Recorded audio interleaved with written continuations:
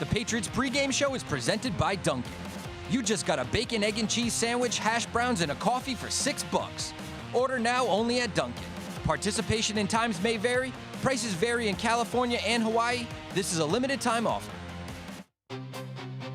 This is the Patriots pregame show, fueled by Dunkin'. Pocket starts to close. May rolling right, throws off balance. Douglas open. Backpedals to catch at the 50. The Patriots pregame show is your source for all the news and information before every game. It's up for grabs. Hawkins is there. Got it, diving. Makes the interception. Down by contact. Patriots Nation, welcome to the Patriots pregame show, fueled by Dunkin'. Checking in with us here on the Patriots pregame show, fueled by Dunkin', Paul Perillo, Mike Dussault. It's week 9. I'm Kwani Lunis. It's week 9 of the NFL season, and the goal, of course, for the Patriots this week, to win again. The goal for our show, I didn't tell you guys this, to get as many bird puns in as possible. Oh, okay. How do you feel about that? I feel well, we're all birds of a feather, and we'll fall in line correctly. There we go. I'll be thinking about that the rest of the The show. Patriots I got at the nothing nest. for you. Nothing for he'll warm up. I'm to it flying low. eventually. Are you tweeting about it? Oh, sorry. Oh, we're already on a roll here. But as you probably know, the Patriots facing the Atlanta Falcons today. Michael Penix Jr., Bijan Robinson, both offensive threats for this team. Yeah. We'll see how they look, though. What are you two most looking forward to from this matchup today? For me, it starts with Bijan Robinson. I think it's on that side of the ball.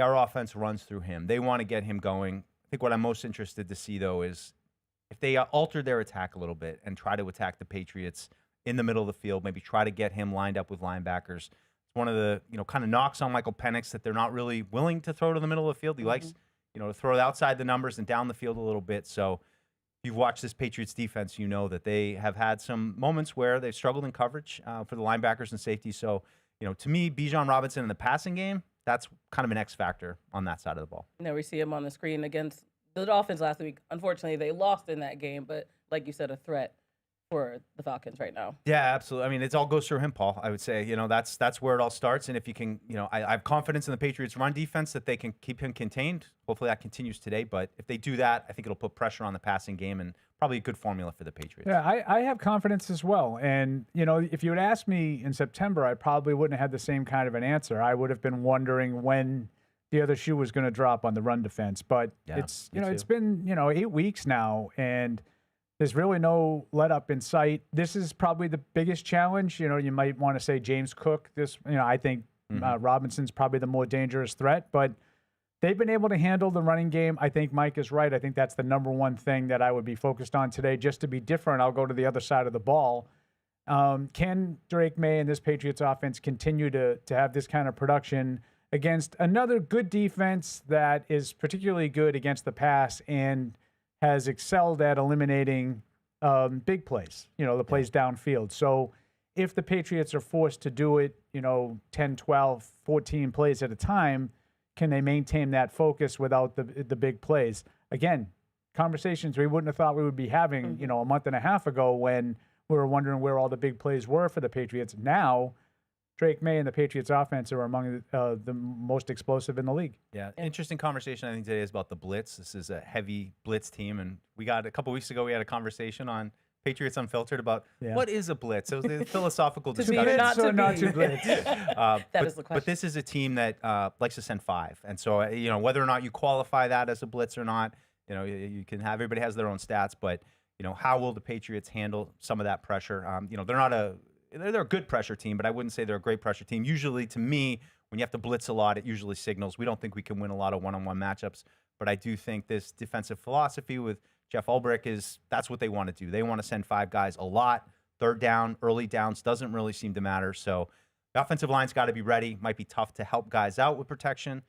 So we'll see how that all lines up. Absolutely. And we're going to talk a little bit more about that matchup, of course, from the Falcons' perspective when we go behind enemy lines a little bit later in the show. But before we do that, we're going to talk about the Patriots, of course.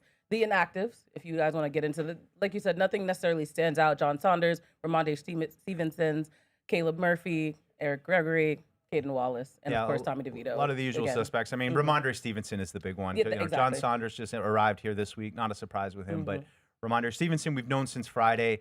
And, to me, the interesting question is, is it Terrell Jennings time? I think a lot of people look to Travion Henderson, and maybe that will be the case. They promoted Dearness Johnson as well, who's an established, backup kind of running back who's carried the ball in the NFL, has had some success. So I just wonder, do they go all in on Terrell Jennings right now? And, because I don't think it's going to be Henderson has 80% of the snaps, something like that. That seems like a stretch to me. I think today you're going to probably see some Terrell Jennings. And to be honest, I wouldn't be totally surprised to see some early down carries from Dearness Johnson. I know he just got here too. I would be we'll see. I would be stunned if you didn't. I think Dearness Johnson is, he's not a star or anything. I'm not trying to overstate what he is, but he's much more established as an NFL player than Terrell Jennings, even in Henderson. And obviously those guys have been here and in the system, and they know the playbook. But for a running back, I think you can sort of put a package of plays. A guy understand, they're running gap, they're running zone, whatever it is. Dearness Johnson has done that in his career. So he just has to get up to speed as to how the Patriots run it and call it. I wouldn't be surprised. Now, if they want to lean on Henderson had, a little bit of a breakout performance last week, 10 carries, 75 yards. I like him with that number. I like those kinds of numbers for him. Now, he only had 14 snaps in the game, 10 of them carries. Mike, you and I talked about this a little bit off air. I think that's probably not a tendency that you want to continue and allow defenses to sort of zero in on. So maybe you get Jennings involved. Maybe you have a way to get, if they feel comfortable enough with Johnson. He's only been here, 4 days? Mm-hmm. So if they feel comfortable enough to give him some work today, I think that would make me feel better. Yeah, it lines up, too, is just an interesting matchup. I would say today is a chance for the Patriots' run game, to maybe take advantage of what they do on defense. And, now you're kind of switching things up. So I just wonder if, sometimes a guy goes out and then you say, well, we don't want to replace two positions. Maybe you just continue to use Henderson as you had and, kind of a spot role and you give some of the early down carries to Jennings and Johnson. But two guys who haven't carried the load this season, and really Jennings hasn't had a chance at all to do that. So it just really lines up in an interesting way. I don't think the Falcons want to take away the deep passing game that's been so effective for the Patriots. And the best way to kind of counter that and counter some of the blitzing would be to able to run the ball a little bit. So we'll see how it all lines up. It's just one of those things where the one day where you feel like, hey, we could get something going on the running game, you got to try to do it without Ramondre Stevenson. Exactly. It's a challenge. But to your point, it feels like it will be a running game on both sides, which will present some interesting. I think it'll be interesting to see which team is able to get it going. And I mean, like Paul said, the Patriots' run defense has earned some confidence from me now, and I don't expect them to get gashed a lot. But if they start throwing the ball, little dump offs, and you see some intentionality to their attack of really trying to target the middle of the field and the linebackers and safety and coverage, that's something that say, hey, the Falcons, identified something, and that's what they're going to attack today. It would scare me as somebody who watches the Patriots and know what they don't do well. Mm-hmm. I think that'd be a good way to try to take them out of the comfort offs zone. To Pitts and Robinson and get the ball downfield to Mooney and of course, London. Yeah. That would be a formula. Now, to me, it's going to come down to Michael Penix, and can he play at a level high enough to consistently put points on the board? He hasn't really done that this year. I know it's really his first full year as the starter, so he's in a similar situation that Drake May was with even less experience. He didn't even play half the games that May played last year. So he struggled. I think it takes him a little while to sort of process and get the ball out.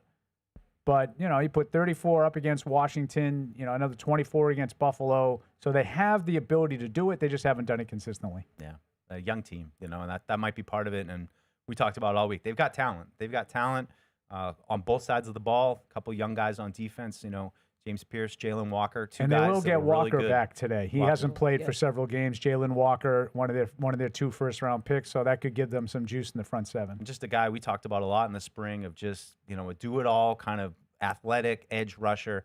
I think they got a steal with him. And, these two guys, no, not quite there yet, but you've got some, like I said, they've got talent. They're starting to stack some guys here. And if they can all get together and find some consistency, I think this would be a really dangerous team. Well, without further ado, let's just get right into it. These are the Patriots' keys to the game. You've waited all week for it. The whole team's in the locker room right now just listening to this, waiting to hear what you're going to say. Here are this week's keys to the game. All righty, Paul, I think you're up first this week. Yeah, Mike pretty much laid it out, and I think he laid it out very well. It's Bijan Robinson, and this is what the engine that that allows the Falcons offense to run when it is running. Now, the last 2 weeks, he's really been bottled up by San Francisco And Miami, the Miami one to me was eye-opening because I don't think that's a great defense. I don't think in particular it's a great run defense. But this is a guy that's going to be. He's got about 1,000 scrimmage yards already. He's not going to knock on the door of 2,000 for the season. He's very talented, very fast, gifted as a receiver, as a runner. It all starts and ends with bottling him up. You can't allow him to get upwards of 150 scrimmage yards today. And if that happens, Atlanta's going to be in the game. Offensively, barring turnovers and whatnot. But if you allow him to have success, I think that makes everything easier for Penix and for the receivers to get going. Those zone runs, Mike, they can't allow those to get untracked for Atlanta. If you get those zone runs, that's how they killed Buffalo. Patriots haven't allowed that to happen all year. Let's make it 9 weeks that it hasn't happened. Yeah, I like it. He's a huge challenge. I mean, just the way he runs the ball, how versatile he is to do it in any manner. That, like you said, Paul, it all starts and ends with making sure that he is contained. Hard to see a game where the Patriots, get in control if they don't manage to control Bijan Robinson.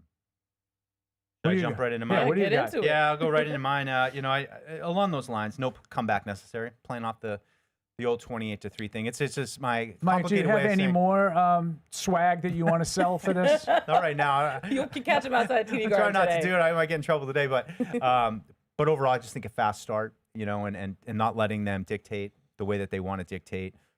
Defensive side of the ball, love to see them get out. I mean, last week they came right out. They had a 3rd and long opportunity, and they let it slide. And you saw another first possession touchdown from the Browns last week. So hopefully they get a better start this week on the defensive side of the ball. 100% agree. And Josh Kendall from The Athletic is here. We'll get into just a second.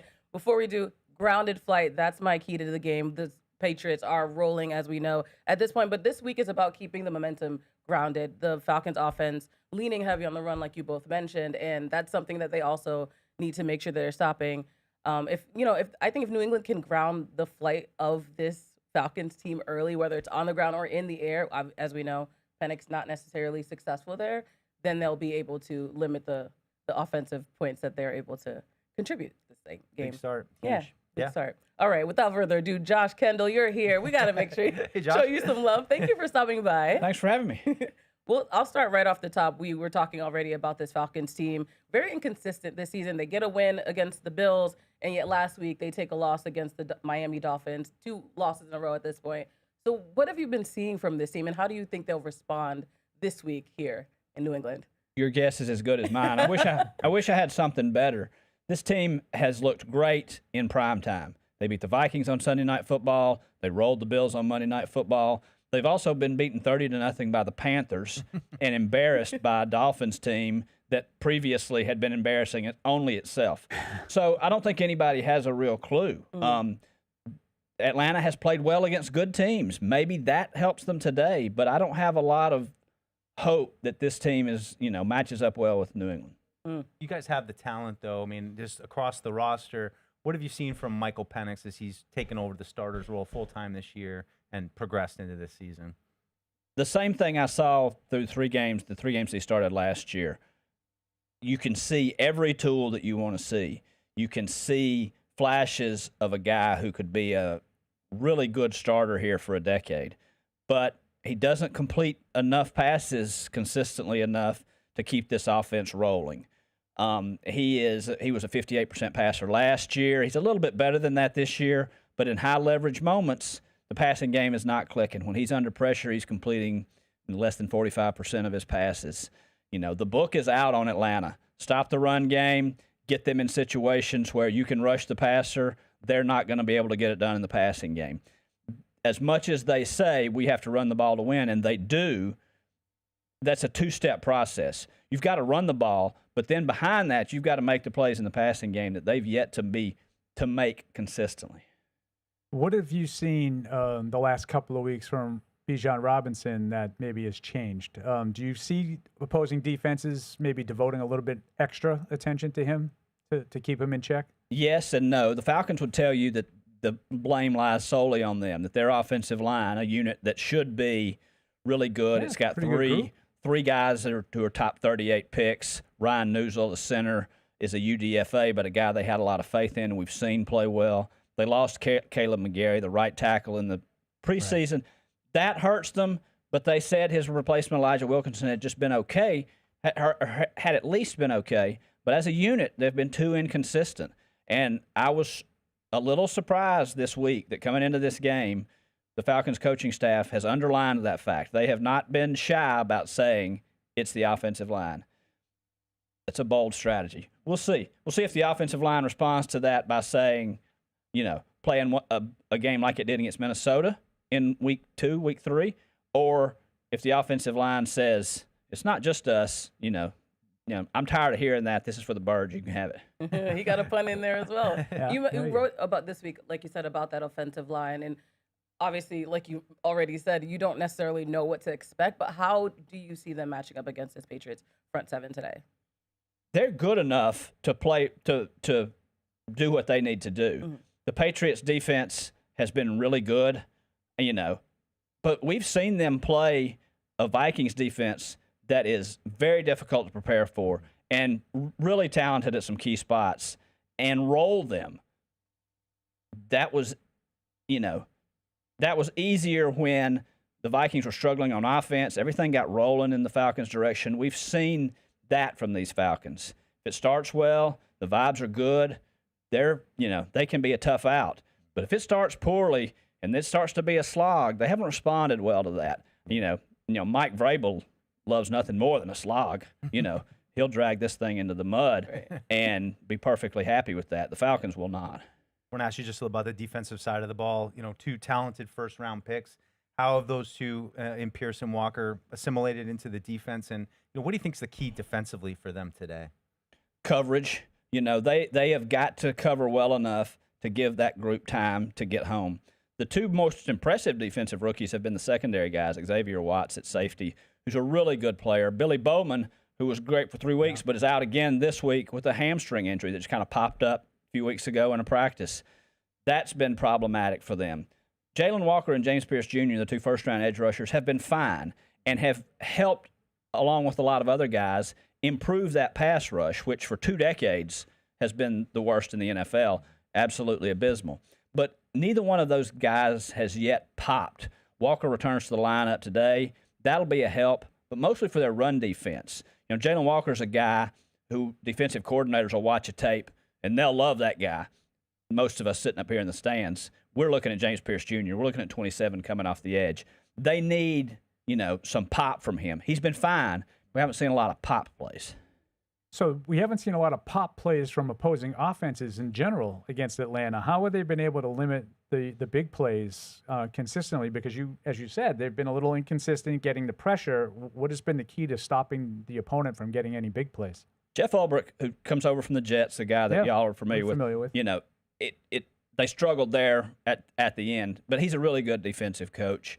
He inherited a group that was really low on confidence, was really not happy with Jimmy Lake last year, who was in and out the door in 1 year. So they really rallied around Jeff and the system that he put in. He feels like they're putting him in better positions. Just that confidence helped him. Also, Watts, who I mentioned, and Jesse Bates. Watts is a really good player. Jesse Bates is Jesse Bates. Yeah. I don't know if it was Raheem or Jeff Ulbrich said, we've got the best safety duo in the NFL. Coaches say that stuff all the time. But I'm not sure. I'm not sure he's wrong.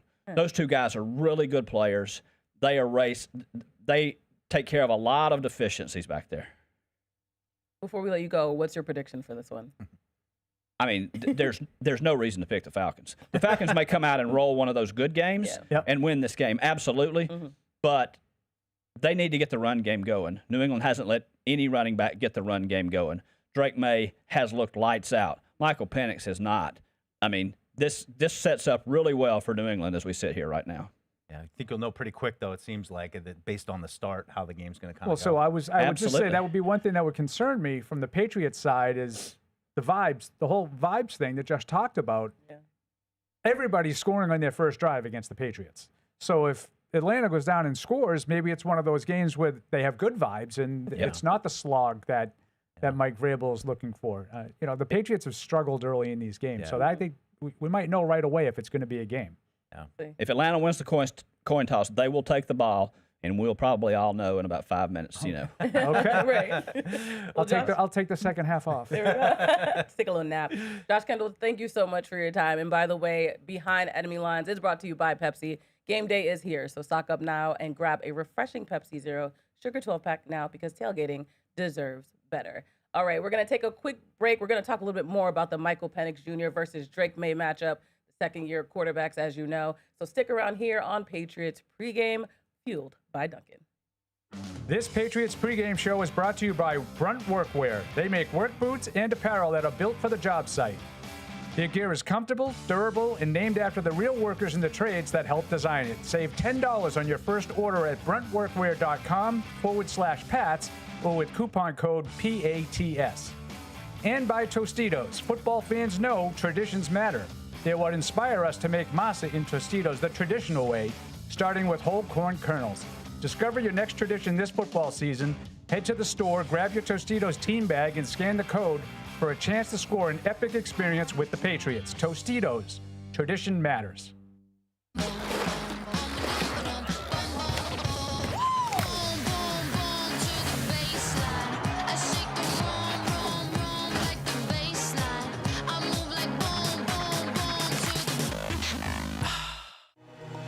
The future with AI will twist and turn. Cisco is the critical infrastructure for the AI era, clearing your path to wide open possibility. Cisco. It ain't my dad's razor, Dad. Hey, watch it. It's from Gillette Labs. This green bar releases trapped hairs from my face. Game changer. While the Flex, this contours to it, so the 5 blades can get virtually every hair in one stroke for the ultimate Gillette shaving experience. The best a man can get Is Gillette Labs. It's the biggest deal in breakfast, Dunkin's $6 meal deal. You get a medium iced or hot coffee, bacon, egg, and cheese, and 6 toasty hash browns. Dunkin's $6 meal deal is back. Let there be ideas too big to stay ideas, and the software to make them soar. Let there be anything. Autodesk. This Patriots pregame show is brought to you by Bridgestone Tires. It's important to have confidence when on the road. With Bridgestone tires on your car, truck, SUV, or minivan, you're riding on tires you can trust. They're engineered to give you peace of mind so you can focus on enjoying the journey. Bridgestone, solutions for your journey. Available now at Sullivan Tire. Join the show by calling in at 855-ATS-500 or email at podcast@patriots.com. Now, back to the Patriots pregame show fueled by Dunkin'. Welcome back into the Patriots pregame show fueled by Dunkin'. We see Drake May warming up here at Gillette Stadium.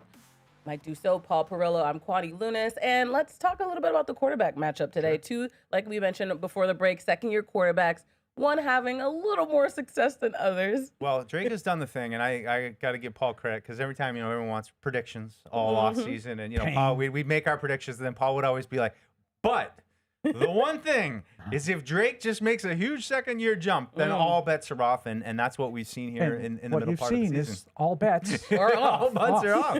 And, even still, as you continue to talk about, when you see the Patriots have won 6 games, you start to talk about it a little different. What are their flaws? What are the things that they need to do to not only get to the playoffs, but be successful there? And this is just kind of all bets are off now with the way Drake is playing.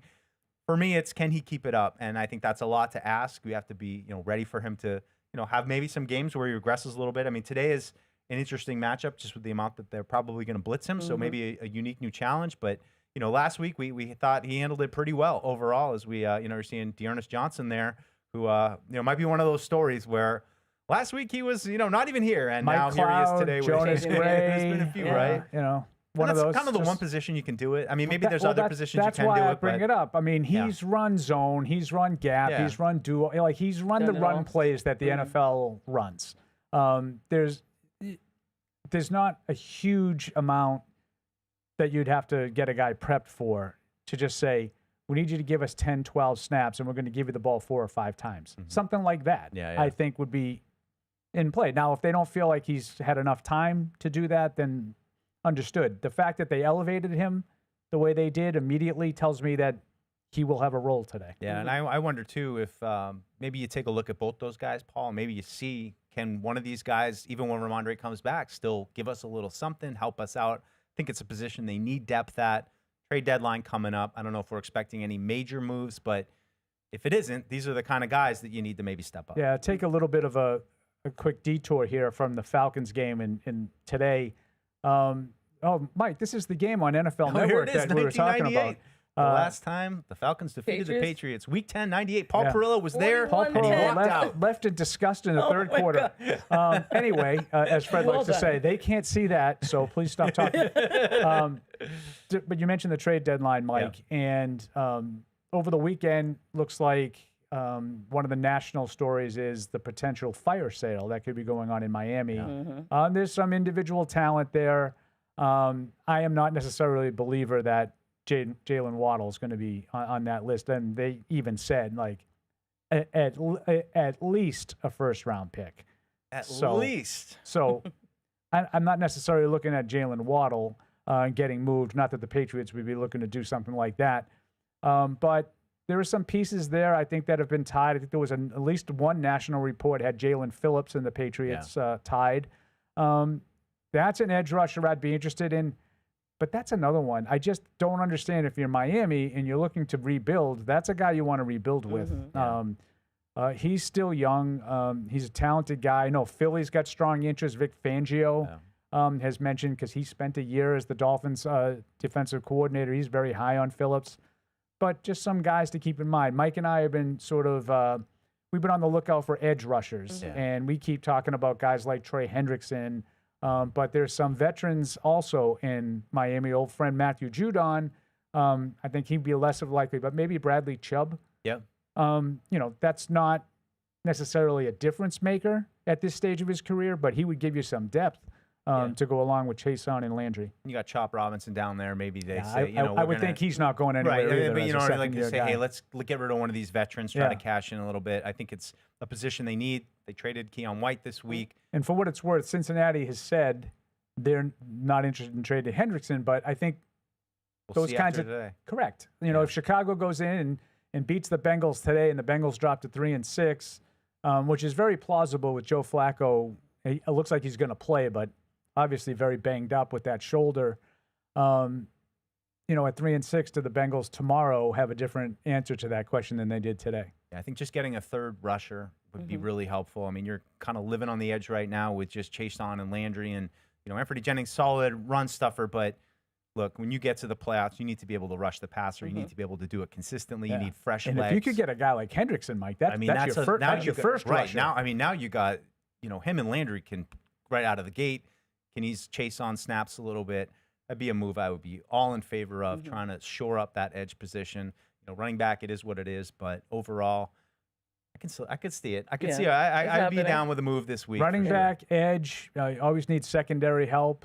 You know what I always wonder too, Paul, is the old Vrabel guy that you maybe not quite on your radar right now, but he played with Vrabel briefly for this point, and it's not a big for a running splash, back. but... And I heard our buddy Alex Barth talking about this morning. I guess someone called in Catch 22 with Evan and Alex during the week. I think it was actually he's on the line. Patty and Agawam brought up Tony Pollard. I heard him cheating on us on another radio show today. Oh, Patty. Patty, we'll talk about but, this in a second. We'll address this. I think anybody's probably available in Tennessee based on what they're going through. Anybody who's not young. They're a young core. I would imagine they want to try to build Maybe around. But Calvin Ridley, Tony Pollard. I saw Roger McCreary already went.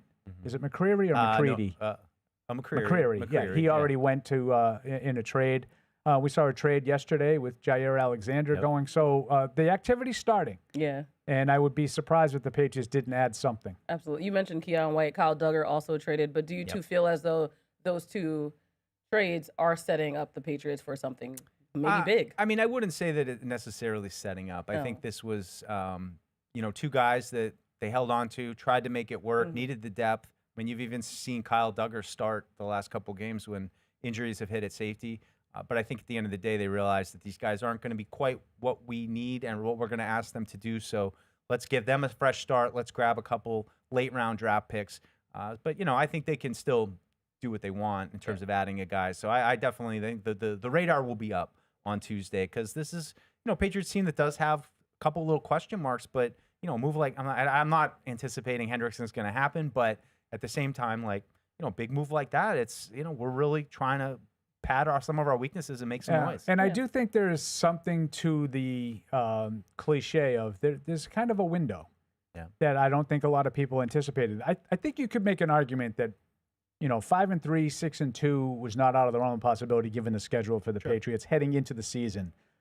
But I don't think what people were anticipating as much of as, you know, Joe Burrow going down for the bulk of the season, Lamar Jackson missing a month, and Baltimore having 5 losses at this stage. Kansas City, you know, losing Xavier Worthy in the first series of the game, and their offense sputtering for a month as a result without him and Rashee Rice. So those have kind of opened the door for somebody to jump in. Right now, that somebody has been Indianapolis, and that somebody has been New England, to sort of jump into spots that they haven't been in recent years. That's why I'd be maybe a little bit more aggressive. I'd take this as an opportunity in a wide open league where, do I think the Patriots are better than Buffalo, better than Kansas City, better than Baltimore? Maybe they're not better than all of those teams. But I don't think that they can't beat all those teams. They already beat Buffalo at Buffalo. You might only need to beat one in the playoffs if it lines up. Yeah, I mean, you're probably going to have to beat 2, but, like, I don't care. Like, I think going into the season, I would have said, don't waste any resources because you're not beating Buffalo or Kansas City in a game that matters. Yeah. I don't think that anymore. Yeah. I think the Patriots have gotten to a point, and those other teams have dropped to a point where it's now pretty close. I think it's pretty close. I think there's an opportunity. Yeah, we talked about the 96 season where you never quite know when it's going to line up, and the Patriots, you know, couldn't beat Denver, but Denver gets upset, and then all of a sudden here's, you know, Drew Bledsoe and the Patriots going to the Super Bowl. What was it, like, you know, 3 years after he was drafted? So, you know, it's a similar kind of thing. You never know when a season of opportunity is going to arise or a team gets upset in the playoffs. And I mean, I love what Paul's saying. I also would just say the window with Drake. I mean, he's, you know, on that rookie deal. We got a couple more years of it, but to maximize that, I mean, I think you saw it a little bit with Marcus Jones, not specifically related to Drake, but just an opportunity to, in season, tie a guy up this week that, you know, you want to continue to build around and who's having a really great season. So, yeah, we'll see. We'll see how aggressive they are, but I think this is the time to be aggressive when you have, especially with the way Drake's playing right now. It's, you know, give him everything you can and try to maximize everything you can afford. Give it to the kid. All right, we're talking about Patty and Agawam, so let's hear what Patty has to say in defense of cheating on us this morning. Yeah, Patty. Hi, Patty. No, he loves the Patriots. He dabbles in all shows. It's all right, Patty. We're not mad at you. I am. That's true. That's true. Good morning, Kwani, Paulie, and Mikey. Yeah, I mean, there's very few things I love more in life than spamming other Patriots talk shows, you know. But yeah, I'm kind of all in on Tony Pollard if we can get him for a relatively low cost because of what's going on with Ramondre. But what I wanted to talk about regarding Ramondre is, and I apologize if you guys went over this already because I had a little bit of a chaotic morning this morning. But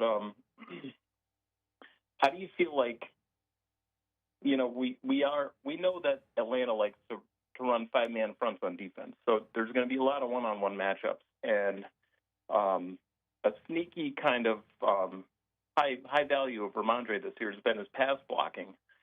So how do you guys see them attacking, like, if they decide to bring pressure? Like, who's that extra guy? Is it Jack Westover?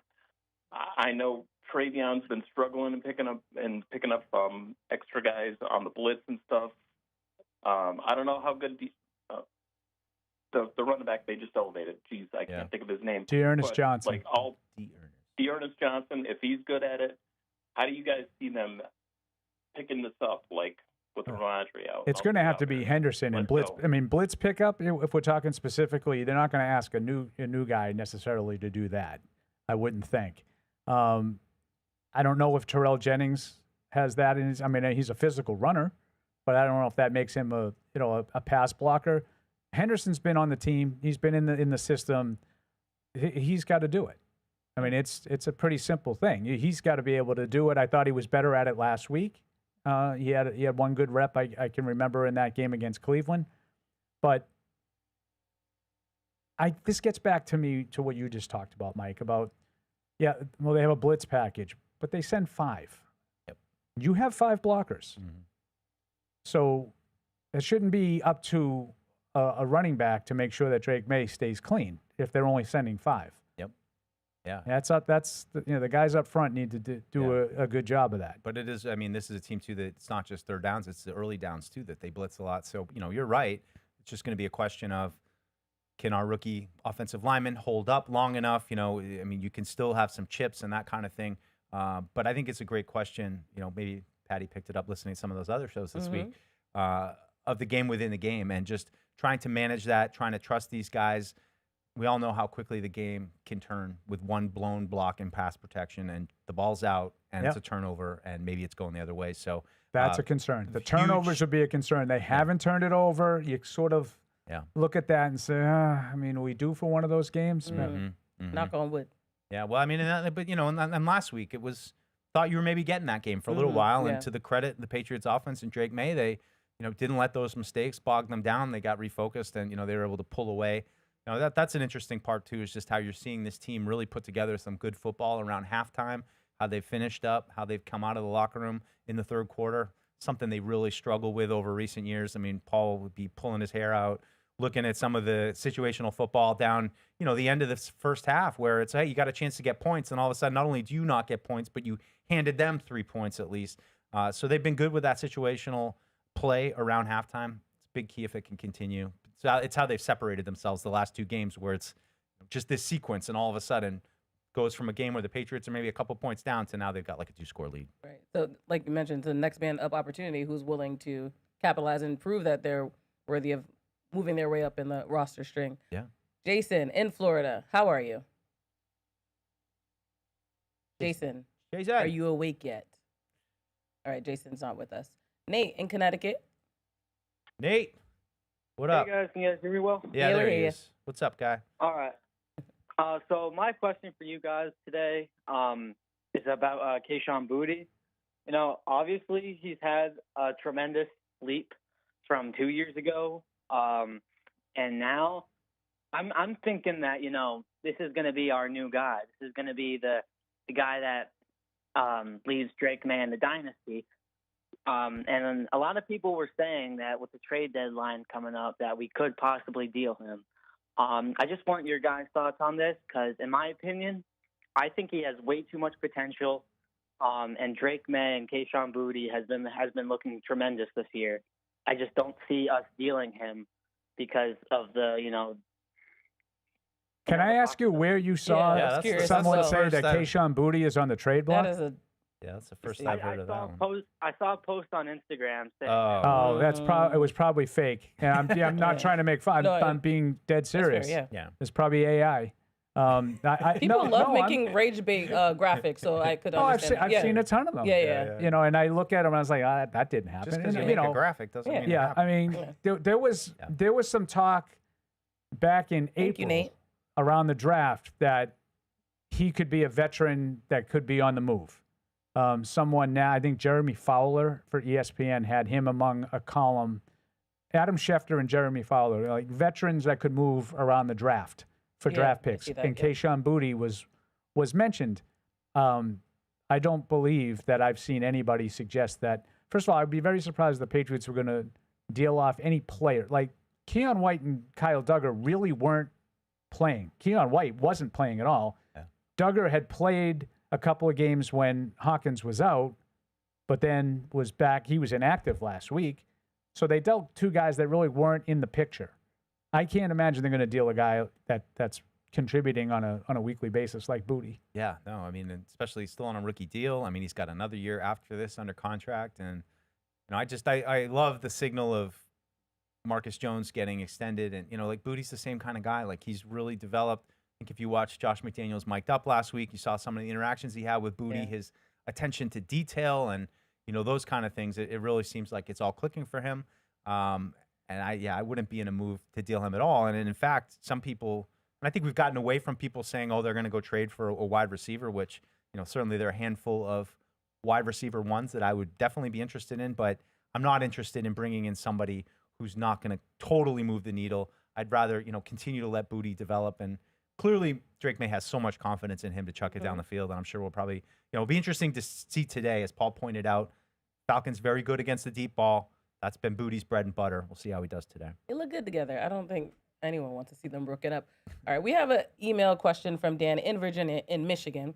He asked, the Falcons defense has not allowed a 200-yard passer this season. Are they that good against the pass, or have teams been able to run it to get the win so they don't pass the ball a lot? But this is a little bit of a chicken or the egg nitpicky thing. Yeah. They have allowed a 200-yard passer, Tua, last week, but they haven't allowed 200 net yards passing as a team. So it's a little bit of a thing. But no, I mean, statistically, the Falcons' pass defense has been excellent.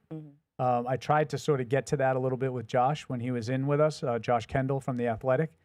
I think they've done a good job with those safeties in the back, as Josh said, of keeping everything in front and limiting big plays. That keeps yards down. Yep. So they're probably content to give up some completions, but keep everything in front, tackle, swarm to the ball, and they have the ability to turn you over. So that, I think, is probably why. They're also playing some teams, that haven't been. I mean, when they beat Washington, I'm pretty sure that was a game that Mariota played and not Jaden Daniels. San Francisco was beaten up with Mac Jones. So they haven't played a lot of high-powered passing attacks. The Patriots passing game might be the best one they've seen. Yeah. It's one of those interesting matchups, too, where it's, if the deep ball isn't there for Drake and the offense like it has been, it's been such an engine for them. Are they able to stay patient? Are they able to, make up some of those yards in the ground game, maybe with an explosive run? Each week you get kind of a game within the game, and that, to me, really interesting of, is the Patriots offense, if they're not able to have the big passing plays to rely on for big scores, are they able to consistently execute and put together some of these drives that, take a little bit more consistency? Because sometimes other teams like that. They want to force you to continue to execute because that's when mistakes start to happen and turnovers. Yep. So hopefully we'll learn a little bit something new about, Drake and the offense today. Just looked at Buffalo and Tampa would probably be the other two that were, and they held those two reasonably in check as well, So, yeah, I think it's a better defense than they've seen traditionally, but it's different because there's no real big names. Jesse Bates is probably the biggest name. Yeah. And I think he's a little kind of heading to the back nine. Still a cerebral safety who doesn't get beat a lot, but I think the names are more on offense for Atlanta, and those guys have not performed all year. Whereas the defense has got a bunch of guys that you have to sort of learn more about, but they've played at a much higher level. They have. I mean, the disparity, too, between their pass defense, which ranks first in attempts, first in yards, 13th in TDs, and then on the rushing side, it's 23rd in attempts, 22nd in yards, and some of those games, it's good defense. Let them run. They've given up last 3 games 134 rushing yards, 174, 141. So I think part of it too is that once teams get a little bit of a lead, they're not able to stop the run, and teams are able to kind of grind out to victory. So that might be a formula today for the Patriots. We'll see. There's Chuck E. Cheese. Saw a guy. Favorite guy. Just saw Kirk Cousins. And before that, we saw Sam J., local comedian who did Tom Brady's roast, but she's from Boston. I was like, I know that person. So I was like, let me give the cameraman a shout out for spotting her there on the sidelines. But let's get into over-unders. That's brought to you by Aaron's, the official lawnmower of the New England Patriots. It's proud to help Patriots fans get back to football. You can visit www.aarons.com to find your errands. Paul Perillo, I'll give you the honors of talking a little bit more about your downfalls this week. Yeah, Kwani 5-1, Mike 4-2. So everybody eats. Everybody eats except for Paul, 2-4. Is it loser boy? We did affirmations before we started the show, guys. So Kwani continues to set the pace at 30-18. Mike 28-20, and loser Paul is 20-28. That was a humble bow. I was trying to be cocky about it. All right, you ready for this week, Paul? He wiped his Probably brow. not. Does it really matter? I don't know. Does it really matter, Rob? Trying to keep you enthusiastic. Okay, we're going to start with Drake May passing yards, 230.5. Ooh. I'll let you go first, Mike. Yeah. I like that number. I'd like to think that Atlanta's pass defense will live up to their ratings today and keep him below 300-ish. But I'm going to say Drake is the first to officially break 200 passing yards. I'm going to go over on that. I'm going to take. Just going to say Tua threw for over 200 last week. I'm just. What I would say officially, like what I was. He officially threw for over 200 yards last week. But he got too many sack yards. Yeah. Balance. I'm going to take the over with Drake on this one. I'm going to take the under because I am going to listen to our guest, Josh Kendall, who explained how they're limiting the big plays. And I would not expect Drake May to suddenly complete 50% of his passes today when he's completing 75% on a routine basis. So I think he'll continue to be successful, but they'll make him do it a little bit shorter chunks at a time as opposed to the big plays. Oh, good. That's good, Kwani. But that's what killed them. Like that number last week, it's like the 45-yard play to Pop Douglas at the end of the first half. The 39-yard touchdown to Boutte. It was kind of one of those games where it was looking like it was going to be under that number, and all of a sudden it was like way over it because of a couple of big plays here or there. So I'm gonna go with Josh Kendall and say under. There we go. Stephon Diggs, receiving yards, 50.5. This one's a tricky one. So I'm going to go with a trend here. Okay. I think Diggs looks like he might be slowing down a little bit, and they're just kind of using him on gotta-have-it plays. I'm going to take the under. I'm 100% with you on the under. As much as I'd love to see him get more yardage, it feels as though he hasn't been doing that. So sticking with the trends with Paul. I'm going to make it interesting. I'm going to go over. I mean, I agree with Paul's thing. If the ball isn't there to go deep down the field, you might have to execute a little more. You might have to convert a few more third downs. You might be in the situations a little more where you need Stephon Diggs. So it's a great job of using my nonsense against me. Boom. I'm learning. Well it's only taken 6 years. Up next, we have Bijan Robinson, his rushing yards at 70.5. I'll start. I'm going to take the over on that one. If they're going to be relying on him for the run game, he needs to produce.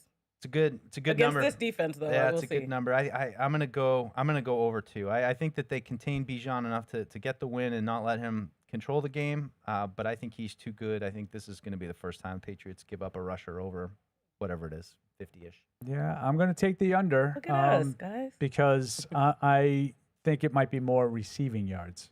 Oh, I like it. I think it might be more receiving yards today. It's a smart play. But I think that they're able to contain the wide zone. I think they've done a good job of that all year, and I think that plays to their strength. Okay. So under. Under it is for Paul. Under. Up next, we have Andres Borregales. Kicking points, 7.5. 7.5. Depends on if you're passing that seems yardage. a lot. And, yeah. That's like Do 2 some field math goals again. and 2 touchdowns. I'm gonna go under on this one. Just feel like it's I don't know, spinning the dial on that. I am just going to contradict everything I picked and go over. All right. Yeah, I'm going to take the over, too. I think the Patriots will score some points today. So, obviously, the kicker has to come out and do some kick extra points. All right, up next, total New England touchdowns at 2.5. That's tougher. More math. Yeah, The I'll kicker take the gets all the over points. because I'm a homer. You are, Paul. You're Be a high-scoring game, Shameless. according to us. I'm shameless. going to take the over as well. Yeah, I'm with you guys. I think they'll score 3. And finally, the final score, total score, 42.5. I gotta do math. I know. Okay. I guess from everything I picked, I'm going to have to go with the over. You going over? Yeah, I took the over also. Trying to be consistent. The hard thing to do. God, I'm like right on it. Trust your gut. Shoot, I'm gonna go over. Yeah. 3 for 3. I'm All right. glad you were so tortured, Mike. Trying to stay I know consistent you like with that his when wins. people are going through it, trying to figure out what their meaningless prediction's gonna be. So I was Right. trying to capture the spirit of the thing there. Okay, we're going to look at the bigger picture of the NFL now. It's time now for the Sunday Six-Pack. It's brought to you by the Massachusetts. This is the Sunday Six-Pack. So kick back and listen to my position. I'm itching to get the picks back. You better bring a big stack. Get it mixed, Jack. I came to win it. Yeah, this is the Sunday Six-Pack. I almost forgot my favorite song had to play before I Right. told you that it's brought to you by the Massachusetts 250 campaign, commemorating a history of possibility. You can plan your revolutionary weekend at Massachusetts250.org. Can't believe next year the country celebrates 250 years. That's so exciting. All right, how did we do on Six-Packs last week? Pretty Paul? much the same. Oh my gosh. It's Kwani and Mike at 4-2, and loser Paul at 2-4. So it's Kwani 26-18, You didn't quite go 6-0 this week like you did last week. I would like to thank the Academy, though. Mike, you're perfectly adequate in your adequacy at 22-22. Okay, That's really nice. Back to Yeah, 500. you should play the lottery there or something. And loser boy is 19-25. That was a good year. I'm sorry, Paul. You will get better. I want to remove loser from your vocabulary before the season ends. No, you don't want to do that. No? Okay, let's get into the six-pack. The Minnesota Vikings at the Detroit Lions. Detroit, 9.5. A lot of points. Lot of points. JJ McCarthy is back. But, man, I don't think it matters. Detroit at Detroit. Looking to make a message. I'll take Detroit. I'm going to lay the 9.5. Yeah, I am with you. I am going to take Detroit also. At home, I like that offense. All three of us with Detroit at home. They're 5-2. They better be 6-2 by the end of the evening. All right, up next, Chicago Bears at the Cincinnati Bengals. Chicago, 2.5. So this one is a tough game because the Bears just haven't really looked great offensively. Caleb Williams continues to show the inconsistencies from game to game and week to week. However, I think that Bengals defense is wretchedly bad. So I'm going to take the Bears on the road. You want me to go? Yeah, sure. Yeah, I'm with Paul. I'm going to take the Bears, too. Part of it, I hope that maybe you can convince Cincy to sell off some of their pieces, maybe. But I think this is one of those weeks where Chicago back on the upswing. I'll take the Bears.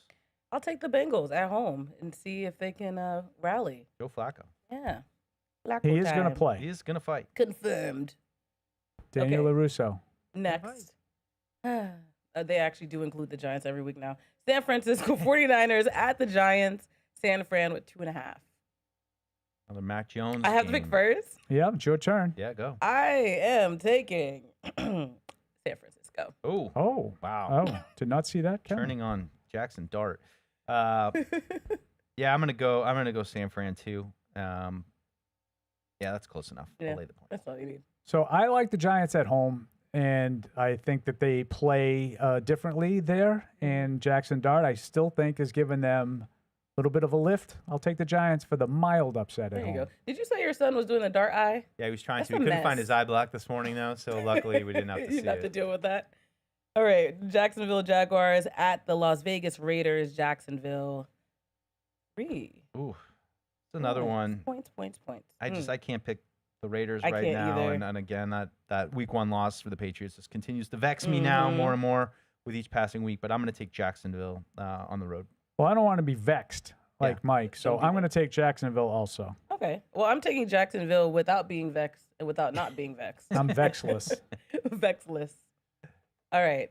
Kansas City. We just talked about them at the Buffalo Bills. Kansas City 2.5. I'm excited for this one. Woo. Yeah, Might get a little red zone time from Yeah, Paulie a today. lot of. We will be talking about Stay this in tuned to the post-game post-game show if you need updates on the Chiefs and Bills. Great tease. I'll be here to give them to you. If your red zone isn't working, Scott we Hansen got style. you. So Kansas City is favored on the road, Mike, by 2.5. I think Buffalo wins outright. Yeah.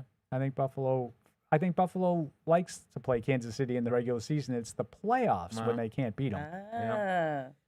Well, I'm going to go against what Paul just said. I don't know. I'm back to thinking KC's starting to really peak. I get everything he said. This could be a huge win for Kansas City, though, over the Bills in Buffalo, just to kind of reset their season, really get them on a good track. So I'm going to go KC. I feel like my record's at stake with this one, and I am very nervous. But I will be taking. I think I'm going to take the Buffalo Bills at home. All right. I'm a little concerned. I think Mike might have this game means more to Kansas. It means a lot to both teams. For sure. But Kansas City has two teams that they're dealing with that are ahead of them in the standings. If the Bills lose this game, they're a game behind the Patriots. I know everybody makes a big deal out of the whole tiebreaker. The tiebreaker doesn't matter until the season's over. They play again. So if Buffalo beats them, then that tiebreaker is eliminated as well as the game lead.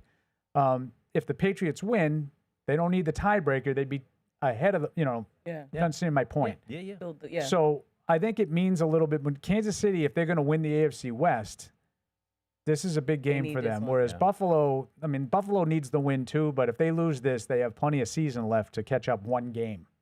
With a game to play against the one team that's ahead of them in New England. Breaking that down. Yeah. All right. That's last what I but not do. least, you do a good job. too. Minutia. We need And the things that minutia. do not matter. I'm your guy. There we go. Atlanta Falcons here at Gillette Stadium against the Patriots. New England with 4.5. You guys know I'm already taking the Patriots Taking the pass. until they prove otherwise. Yeah. Yeah, I think all of us have the Patriots in this one. I'm not going to tell you that Atlanta can't win because Okay. Anything's I think possible. I think they have a lot of talent. I think you can make a strong argument that Atlanta is more talented than the Patriots, but they haven't shown it all year, and they don't have Drake May. Yeah. And ultimately, that's the talent equalizer. Yeah, the key spot. I mean, I think you'll know pretty quick that, as we talked about with Josh earlier, that right out of the gate, you'll have a sense. And I just get the Patriots, get off to a good start. You know what the formula is going to be for Atlanta. And if it's unfolding, you'll have a good sense of it because they're going to be able to rush the ball with Bijan. They're going to be targeted in the middle of the field. And that's going to open up Penix doing what he did in college, which was throwing the ball down the field with great accuracy. And that's an element with Drake London that I think is a good challenge for the Patriots. Even Mooney's got some speed. So hopefully the Patriots come out good right from the get-go, get a lead. Don't let them to get in control of the game. Don't allow them to play the way that they want to play. And I'm going to say Patriots, what I land on, 27-16. Yeah, he landed somehow on exactly the score that I picked. That you picked. Oh my goodness. I usually just say what He Paul changes his scores. I do. But it's funny because he steal it, and then I say it first. He changes them like very slightly. I believe he had 20. I believe he had 28-17 when we did it on Monday, that's and now way it's wrong. 27-16. Yeah, no, that's more in line with what I'm thinking. I agree with everything Mike said. This is the kind of game that I think both of us see unfolding. I don't think that Atlanta will just completely no-show the way they have against Miami and earlier in the season against Carolina, but I don't think that they're consistent enough to beat the Patriots in Foxborough right now. Given the way the Patriots are playing, I'm a believer in that momentum. I think they make it 6 in a row. I was going to ask earlier, do you feel as though Penix being a lefty, I know they played Tua a few weeks ago, that didn't pan out, but do you think that makes a difference in a game like this? Especially if he can't get down the middle? No, I mean, a little bit, but I think ultimately, they're going to do what they try to do. Maybe it alters your rush plans a little bit, and you're trying more to send guys off his backside to get him where he can't see them. But no, I mean, at this point, they've seen a couple lefties, so I think they'll be all right. They beat that one. Yeah, I don't think lefty-righty matters. I was wondering. And Paul's a lefty, so you got to take it. I mean, it matters for an offense Yeah. because stuff is sort of structured in a different way, but defensively, you got to, you just got to keep your eye on the person. Yeah. Eye on the fruit. All right, we have time for one more caller. Who should I pick? I won't read the names because then they'll feel some type of way. Let's go to Francis in Maine. Hi, Francis. Hello, Frances. Hello, how are you doing today? Good. You're a lucky caller. All right. I want to say our offensive line has been doing a great job. And my concern is Morgan Moses. He's always had a hard time making a complete season without injury. What is our plan for our offensive line on that side of the ball to protect Drake May? Yeah. And that's my question. Thank you. Well, I'd say the first part of the plan is giving him Wednesdays off. It seems like Right. that's been part It's of the plan, working. at least this week with Morgan Moses. But if that gets to that point, you probably have Marcus Bryant, the rookie, who's been He's the next. third swing tackle. Mike has said he's the next up. Yeah. So we'll see how that plays out. But, yeah, Marcus Bryant's a giant, though. He's a big, big boy. And old friend Vidarian Lowe is there as well. So I think Vrabel and staff are doing everything they can to manage some of the veterans. You heard him say it after the game last week. We're going to have to start managing some of these guys who are older and vets. And you expect that from a former player who knows the wear and tear that starts to add up at this time of year, especially with a late bye, and you're not really going to get a break. So, fingers crossed, Morgan Moses has been, an important part of that change and, solidifying the offensive line right now. So they need him for sure, and hopefully he can get 17 games. We'll see. All right, you know playoffs. what? Jacob, we'll close out with you. You're a lucky caller as well. How you doing? In Indiana. Hey, Jacob. Or maybe Jacob's not with us. Oh. I'll feel less bad. No? Perfect. No? Sorry, Jacob. All right, I'm well, ready for that Colts game. final thoughts as we head upstairs. Good opportunity for the Patriots today. Protect the ball. Protect the ball Mhm. and don't let it get away from you early. Go out there and get a fast start. But really interested just to see, how the Patriots handle the blitz and the aggressiveness of their defense to some extent. But ultimately, the running backs, just how does that all play out? Who gets the chances? Do they find a bit of a spark there? Is it a complete dud and they really have to lean into May in the passing offense? That's, I think, the most interesting thing for me right out of the chute. I love Mike's two-pronged attack there. You know, just fast start, protect the ball. And I feel like the Patriots have the momentum right now to continue the good vibes. For Drake May, I mean, I do have some concerns. You know, if the Falcons are as aggressive defensively as people are making them out to be, which when I watch them, I don't really see that. But everybody's sort of talking all about this blitz stuff. I don't think the offensive line's been great. I know I'm on an island with that because I think everybody is still in PTSD over how bad it was last year. And there's no question it's been better than it was last year. But you did allow 6 sacks last week. You get behind the chains consistently, and they're going to come after you, and that's when turnovers happen. So what Mike said, protect the ball, fast start. Atlanta hasn't been able to put 60 minutes together and haven't been able to put good games together. Don't let today be the day. Don't let it. I like that. That's the way to end the show. All right, for Paul Perillo and Mike Dussault, I'm Kwani Lunis. Make sure you fly back over here after the game for all your post-game analysis. This is the Patriots Pregame Show, fueled by Dunkin'. Hey, this is Alex. Thanks for tuning into the show. If you really want to help us, make sure you like us on Apple Podcasts, Spotify, or wherever you get your podcasts. Also, make sure you follow us on the New England Patriots YouTube channel to see this show and everything else we do here at the Patriots. Thanks a lot.